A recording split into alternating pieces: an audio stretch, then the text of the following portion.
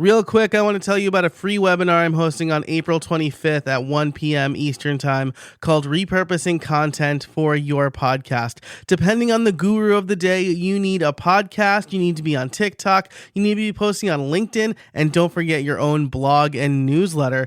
And this can lead to burnout fast.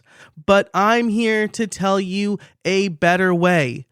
By repurposing content, there's a reason I'm able to publish 3 podcast episodes per week, 3 newsletters, and post on LinkedIn almost daily. So in this free 60-minute webinar, you will learn how to capture content ideas as easily as possible, how to build your own content flywheel from content you've already created, how to keep track of everything, and how to create a two-way street where you're repurposing for and from your podcast. Sign up for free today at profitablepodcaster.fm/repurpose. If you are struggling to create content, you need this webinar. Again, that URL is profitablepodcaster.fm/repurpose.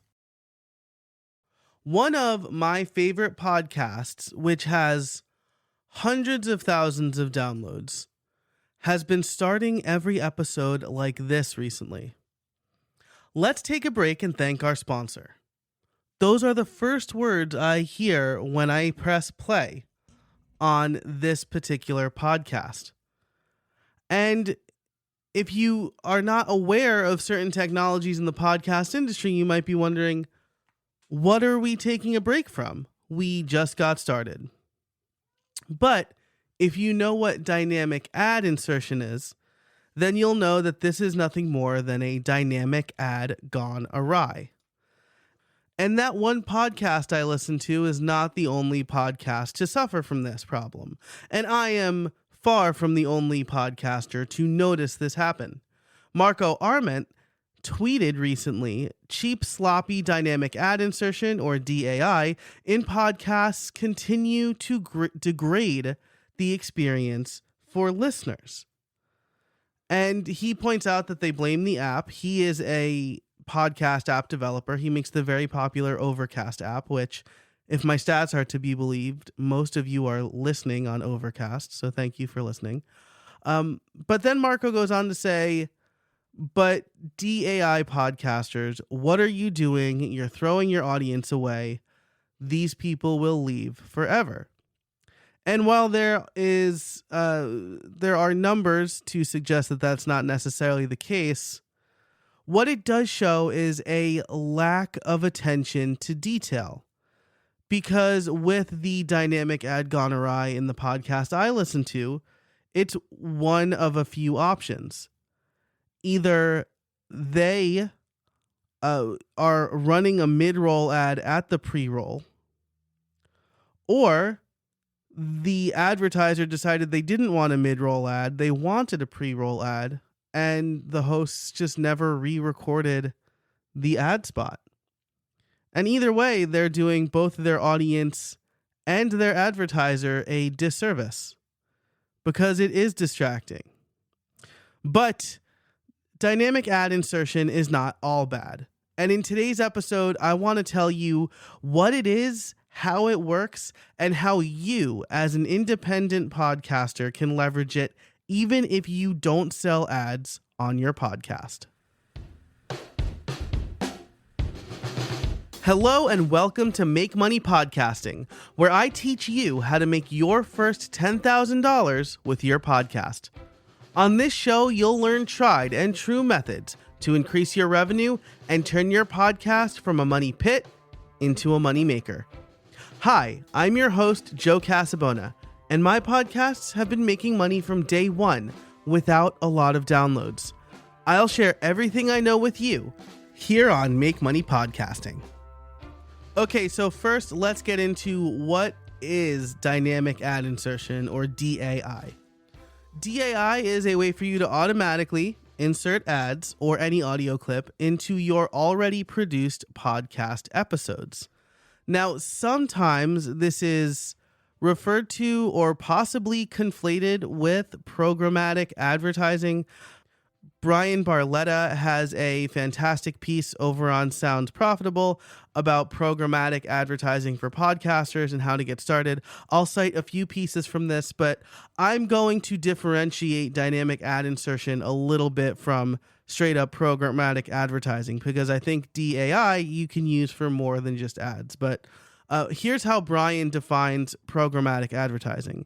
The ability for a publisher to gain full control and access to the operational and functional tools that programmatic advertising brings to the table for their own use. Essentially, they are getting access to a ad server that sells inventory. And there are very few podcast hosts. He cites Simplecast and Omni Studio as the only two hosting platforms where ad server is directly integrated. And then he goes on to talk about CPM, which we'll talk about in a minute. But I wanted to point this out because dynamic ad insertion doesn't just have to be advertising sold from an ad server. There's a few other ways to use it. And I should say that DAI is the exact opposite of DAI is a baked in ad, right? And that's, if you look at How I Built It, my other podcast, all of those ads are baked in ads. Either I read them live on the show, or more likely they are added during the edit, but not in a dynamic way. Like they are added and then the audio is exported and uploaded to my audio host. So if I wanted to change or remove those ads, I'd have to download the episode, edit the episode, and then re-upload it. With dynamic ad insertion, you don't have to worry about any of that. You basically upload your audio with either markers or gaps in the audio file, and then either the ad server you're using or your audio host will automatically grab those spots and then place audio into them and then send them out to apps. So you upload your episodes, and then you can upload an audio clip or use an audio clip provided by the advertiser. You mark whether that audio clip is a pre-roll, post-roll, or mid-roll ad, and then your host does the rest. And the big benefit of this is that if you only want to sell an ad for 30 days, or if you only want to run a promo for 30 days, you can. You can, after 30 days, delete that dynamically inserted ad or replace it with another ad. So that's the big benefit. So how can you use dynamic ad insertion? I'll probably talk about this again when I talk about pricing sponsorships, but yes, sponsorship is one and probably the most common way to use dynamic ad insertion. Let's say a brand comes to me and they want to run a promo only in October for their Black Friday sale, say, or maybe November for their Black Friday sale. Once the Black Friday sale is over, if that's a baked in ad, it's there forever and it's not going to make any sense. But if they come to me in October and they say, hey, run this ad for 4 weeks, how much do you charge for that? Then I can run that campaign. The problem with that as an indie podcaster and a smaller podcaster is that I'm likely going to have to just straight up charge CPM, right? So CPM is cost per milli, which means cost per 1,000 downloads. So let's say I have a podcast episode that gets downloaded 5,000 times in the first 30 days, and my CPM is $20. I can charge $100 for an ad spot, which sounds great if you're charging $0, but for my show that gets about that many downloads in 30 days, I charge between $250 and $239 per ad spot. So, you know, there's benefits, and the idea is that after 30 days, I can maybe sell another ad spot there, but there's a dramatic drop off after 30 days, at least for my show. Like this definitely doesn't make sense for my show. But it's not just for ads. This is really the point I'm getting at, right? So yes, you can sell ads, you can do limited campaigns, but if you are an indie podcaster, here's what I recommend. You probably have a product or a service or a mailing list, and you can use dynamic ad insertion to dynamically change your call to action depending on what you want to promote. This is an idea I got from Sam Munoz. She was a guest on my How I Built It episode, on an episode of How I Built It. She, most of the year on her podcast, promotes her newsletter or tells people to join the waitlist for her cohort-based course. But when the doors open for her cohort-based course, she changes her dynamic ad to promote that the doors are open. And this happens across every episode, which is great, right? Because maybe the doors are only open for 2 weeks. So now if you're doing a baked-in call to action, 3 weeks before you give people a warning, 1 week before you tell them there's only 1 week left. And then the week the doors close, you say, hey, if you're listening to this before a certain date, there's still time to get in. But with a dynamic ad, every single episode in her catalog is updated to promote the cohort-based course and the fact that the doors are open. So how do I apply this to my strategy, to my podcasting strategy, to my call to actions? You heard it at the beginning of the show. At the top of this show, you heard a call to action that has been dynamically inserted. So I don't even know which one you heard because I don't know when you're listening to this episode. But most of the time it's going to be to join my newsletter, probably with a lead magnet. For parts of the year, it's going to be, yes, the doors are open for a course I'm selling or for a new membership, or maybe I'm running a Black Friday sale and I want to promote the Black Friday sale for a few weeks or during the time that sale is happening. But most of the time it's going to be my lead magnet. And that is a big, big benefit of dynamic ad insertion for smaller podcasters. I'm not saying don't sell ads or don't do sponsorships, but we'll talk about this on a future episode. There is a better way for you to price your sponsorship if you are not getting tons and tons of downloads. So subscribe to the show to make sure you don't miss that episode. But I think that if you have a product to sell or if you have a mailing list, dynamic ad insertion is best. So how do you get dynamic ad insertion? A lot of hosts are starting to offer this now.